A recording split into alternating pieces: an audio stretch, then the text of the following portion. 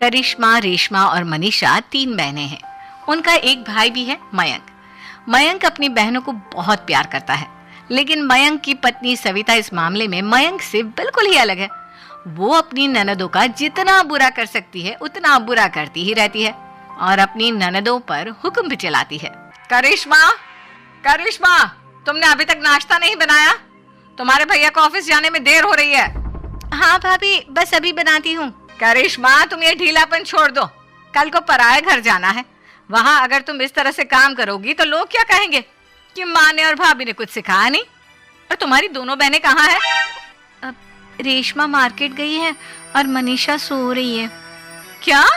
सुबह के 8 बज रहे हैं और ये महारानी अभी भी सो रही है? ये कहते हुए सविता अपनी सास दुर्गा देवी के पास जाती है। माँ जी, देख रही हो अपनी बेटियों के तौर तरीके? क्या हुआ बहू, सुबह सुबह क्या कर दिया मेरी बेटियों ने? अरे एक तो अभी अभी उठकर किचन में गई है, दूसरी सुबह सुबह बाहर चली गई और तीसरी अभी तक सो रही है। क्या करूं मैं इन तीनों का, मैं तो परेशान हो गई हूँ। जा जाकर उठा उसे और रेशमा से मैं बात करती हूँ। सविता सीधा मनीषा के कमरे में जाती है और उससे कहती है, महारानी जल्दी उठो, सूरज सर पर आ गया है। भाभी थोड़ी देर और सोने दो ना, मैं रात को लेट सोई थी। वो क्या ना, यूनिट टेस्ट चल रहे हैं। शराफत से उठती है या नहीं, या फिर पानी की भरी बाल्टी डालूं तेरे ऊपर? नहीं नहीं भाभी, मुझे बिस्तर में नहीं नाना, उठती हूँ मैं। मनीषा जल्दी से उठकर बाथरूम में चली जाती है। सभी आराम से बैठकर नाश्ता कर रहे होते कि तभी रेशमा बाजार से हाथ में सामान लिए आ जाती है। रेशमा को देखते ही सविता उस पर बरस पड़ती है। लो, आ गई महारानी। ऐसा भी क्या सामान लाना था जो सुबह आंख मलते ही बाजार की तरफ रवाना हो गई? भाभी, कल आप ही तो चीख रही थी कि घर का सारा सामान मुझे ही लाना पड़ता है, घर में किसी को भी किसी काम से कोई लेना देना नहीं है। अब मैं बाजार जाकर सामान ले आई तो आपको इस बात से भी तकलीफ हो रही है? देख रही हो माँ जी, अपनी बेटी की जुबान कैंची से भी तेज चलती है। और मयंक, आप तो कुछ कहेंगे नहीं अपनी लाडली बहन को। रेशमा, अपनी भाभी से ऐसे बात नहीं करते। चलो माफी मांगो। भैया, मैं क्यों माफी मांगू? आप भाभी से बोलिए ना कि हम पर कम हुक्म चलाया करे। हम इस घर की बेटियां हैं और आपकी पत्नी की ननद है, नौकरानी नहीं। लो कर लो बात। इनकी भलाई के लिए कुछ भी बोलो तो इन्हें बुरा लग जाता है। इस घर में यही इज्जत है मेरी। देख लो माँ जी, आपकी बेटी किस लहजे में मुझसे बात कर रही है। सविता वहां से चली जाती है। मयंक को बहुत गुस्सा आता है, वो भी वहां से चला जाता है। फिर करिश्मा रेशमा को समझाती है, रेशमा, तुम्हें भाभी से माफी मांग लेनी चाहिए थी ना। लेकिन दीदी, मैंने कुछ किया ही नहीं तो मैं माफी क्यों मांगू? हाँ करिश्मा दीदी, रेशमा दीदी जैसे ही घर में आई भाभी ही उन पर चिल्ला रही थी। हाँ, मैं मानती हूँ कि गलती भाभी की थी। मैं तो इसलिए बोल रही हूँ कि भाभी ने माँ को तो पूरी तरह अपने वश में कर लिया है। वो हमारी बात सुनती ही नहीं। मयंक भैया हमारे लिए हमेशा खड़े रहते हैं, इसलिए उनकी बात का मान तो तुम्हें रखना चाहिए था ना। कोई फायदा नहीं दीदी, कुछ दिनों की बात और है, भाभी उन्हें भी हमारे खिलाफ भड़का देंगी। फिर वो भी माँ की तरह हमारी किसी बात का विश्वास नहीं करेंगे। इसी तरह सविता अपनी तीनों ननदों को किसी न किसी बात पर परेशान करती रहती थी। एक दिन मयंक अपनी तीनों बहनों के लिए गिफ्ट लाया। क्या रेशमा, ये तुम्हारे लिए हार का सेट। रेशमा, तुम्हारे लिए सुंदर सी ड्रेस। और मनीषा, तुम्हें किताबें पसंद है ना, तुम्हारे लिए किताबें लाया हूँ। थैंक यू भैया। थैंक यू भैया। थैंक यू भैया। करिश्मा, तुम्हारा नेकलेस कितना सुंदर है। ये भैया कहाँ से ले आए होंगे? मैंने भैया को 3 दिन पहले फोन पर ये डिजाइन दिखाया था और आज भैया ये ले आए। सविता तो अपनी ननदों के गिफ्ट्स देखकर जल गई और करिश्मा का नेकलेस तो उसे भी बहुत पसंद आया था।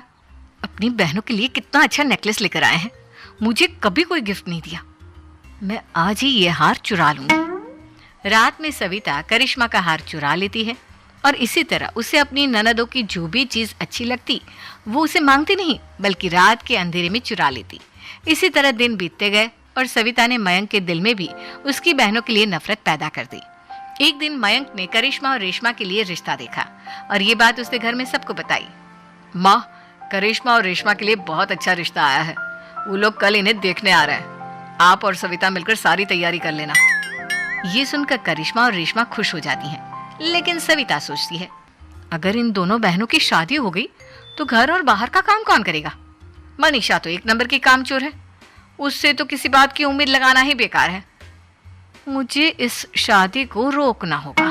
अगले दिन सभी लड़के वालों के स्वागत की तैयारी करने में लगे होते हैं। तभी मयंक अपनी बहनों से आकर कहता है, तैयार हो गई तुम दोनों? देखो दोनों लड़के बहुत अच्छे हैं, मैं कोई कसर नहीं छोड़ना चाहता, इसलिए तुम उनके सामने अच्छे से बिहेव करना और अपनी भाभी से लड़ने मत लग जाना। करिश्मा, तुम वो नेकलेस पहन लो ना जो मैं तुम्हारे लिए लाया था। भैया मैं बहुत देर से वो नेकलेस ढूंढ रही हूँ, लेकिन मुझे मिल ही नहीं रहा। क्या तुमने नेकलेस खो दिया? तुम्हें पता भी है वो कितना महंगा था? तुम कोई काम ढंग से नहीं कर सकती। मयंक गुस्से में वहां से चला जाता है। थोड़ी देर बाद लड़के वाले भी आ जाते हैं। वो दोनों बहनों को पसंद कर लेते हैं और रिश्ता पक्का हो जाता है। लेकिन सविता के दिमाग में तो कुछ और ही खिचड़ी पक रही थी। वो पंडित जी के पास करिश्मा की कुंडली लेकर जाती है और उन्हें पैसे देकर करिश्मा की कुंडली बदलवा देती है। जब लड़के वालों के पास करिश्मा की कुंडली जाती है तो वो दुर्गा को फोन करते हैं। बहन जी, हमने करिश्मा की कुंडली अपने पंडित जी को दिखाई थी। आपकी बेटी की कुंडली नहीं बल्कि दोषों का पिटारा है। देखिए, मैं और मेरे पति इन सब बातों में बहुत विश्वास करते हैं, इसलिए हम आपकी बेटी से अपने बेटे की शादी नहीं करा सकते। इस तरह करिश्मा का रिश्ता टूट जाता है और सभी घर वालों को बहुत दुख होता है। अब कविता सोच, चलो करिश्मा का तो रिश्ता टूट गया, अब रेशमा का भी रिश्ता तोड़ना है।